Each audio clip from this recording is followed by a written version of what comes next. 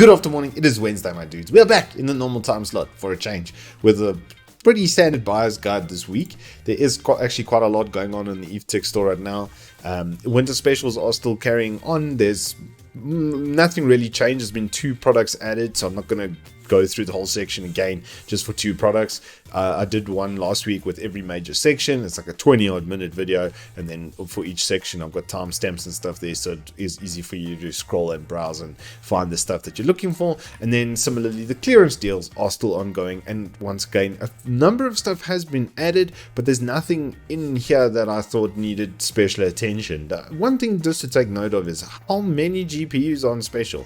If you guys have been waiting to buy GPUs, honestly, this RX 6600 is disgusting at the price. It absolutely thumps everything. It's basically a 2060 for, well, 6,200 Rand. I mean, it's kind of nuts. And then if you want something, well, just a bit more 2070 superish level, then the 6600 XT. But without further ado, without further gilding of any lilies, let's jump straight into the top 10.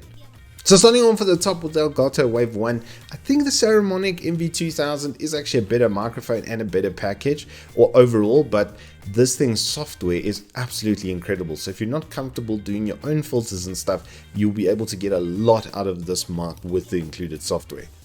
At number 9, it's the cheapest way to get an IP cam set up for 700 Rand. This thing's kind of nuts. I have done a review of it. It really should be on the page. We will sort that out for you. But if you go onto the Evetech YouTube channel, then you'll be able to see it there. And it's pretty damn decent for how much it costs, the controllability. It's got 2-way talking as well, so there's a mic and a speaker built into it. It's not the highest quality, but it's enough that it'll be able to do the job. So if you want to make sure the dogs aren't ripping up your couch, or make sure a baby is fed when it needs to be, then look no further.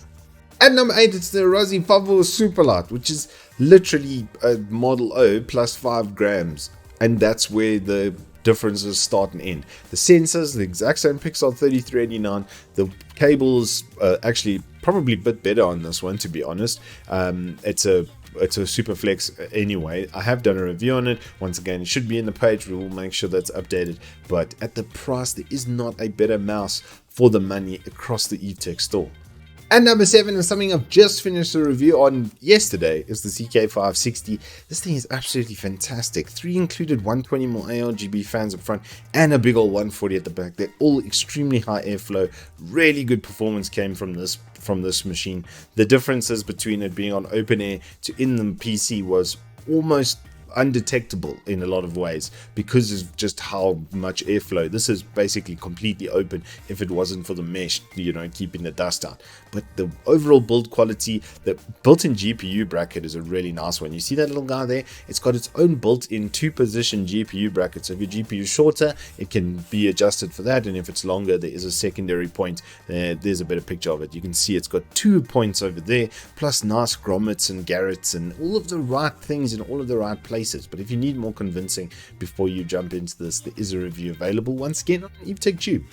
At number 6, it's the Antec Symphony. Spoken about this before. It's just an incredibly good bang for buck product right now. If you're looking at getting water cooling, this is the one I would suggest for you, especially if you've got entry to mid-level sort of components. If you've got a 12-core or more sort of system, you're probably going to spec a pretty high-end water cooling kit. But if you want something that's just really good bang for buck, this comes with a 3-year warranty across the package, fans included, at 1,400 Rand.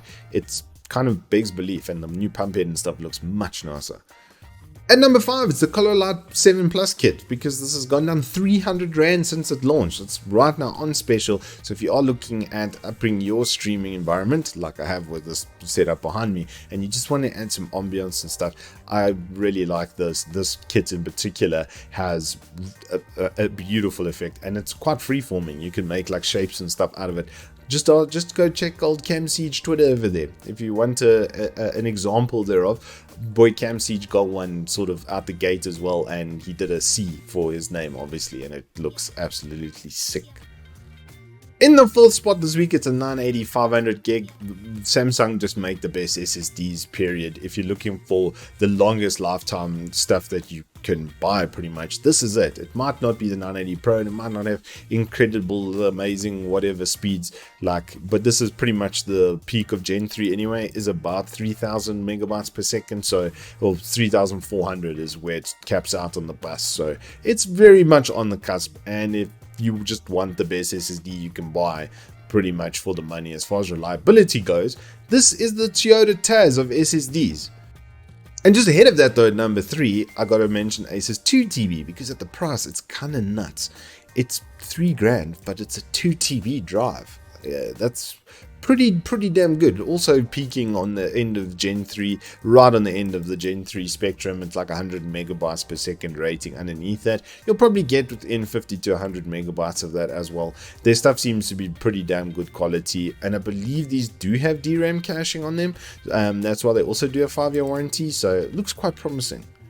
At number 2, it's time for some Klevv goodness with 4000 MHz CL19. For those of you who are wondering, the other kits are going to be coming back into stock, just waiting on the arrival of those products. But this is a really good upgrade, especially if you've got like, I would say 10th gen Intel or 11th gen Intel. And if you've got a 5000 series AMD, you will benefit from getting the 4000 MHz CL19 quite a bit. If you need to know more about that, I do have a video as well about Ryzen and RAM, so you can see the relative performance gaps. But even going from 3200 to 3600 was a noticeable performance improvement, and obviously going to 4000, it is going to be different. Maybe not as much over 3600, but if you're on 3200 or 2933 or even 2600 right now, getting this is going to be a huge performance improvement.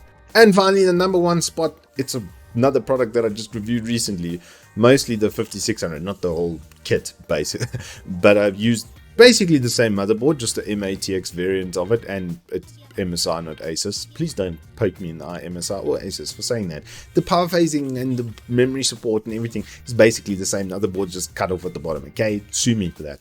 But please don't. I have no money. But it's coming with a decent memory as well, the 3600 megahertz, which is sort of the sweet spot right now. But the 5600 was incredibly capable. It's basically a 5600X less sun boost. So it's a slightly lower core quality, but your PCI Express Gen 4 is over there. So you're going to be able to get the most out of the new NVMe's. Memory overclocking is going to be there because of the B550 Plus chipset. And the TUF is a really nice board. It's quite nicely spec'd. It's got everything you need. Proper optical sound card. The new codec sounds incredibly good. It was so good that it basically made my RAID Strix DLX obsolete for me. It was like just like a 3000 something RAM sound card, and I just don't use it because the tone and audio from the new sound card is, the new codec is so nice. Well, I mean, Acer are one of the best sound card manufacturers, so go figure that the onboard sound would get improved over time, and now it's at a really good spot. But back to the board, the rest of it, lots of USBs,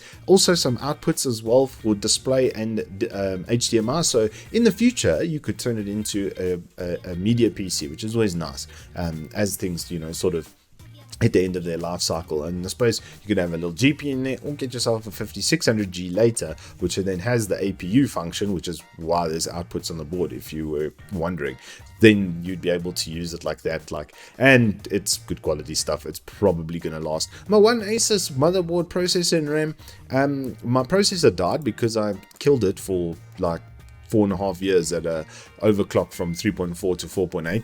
Good old days of Intel overclocking, was a good time, and the board is still working. It's an old P8Z68-V. I still remember it so vividly.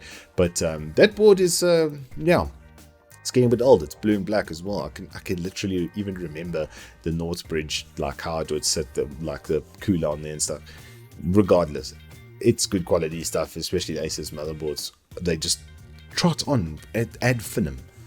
And that is all I have for you this week in your Buyers Guide. If you have enjoyed it, please do hit us up with a like and subscribe, and I will see you on the flip side.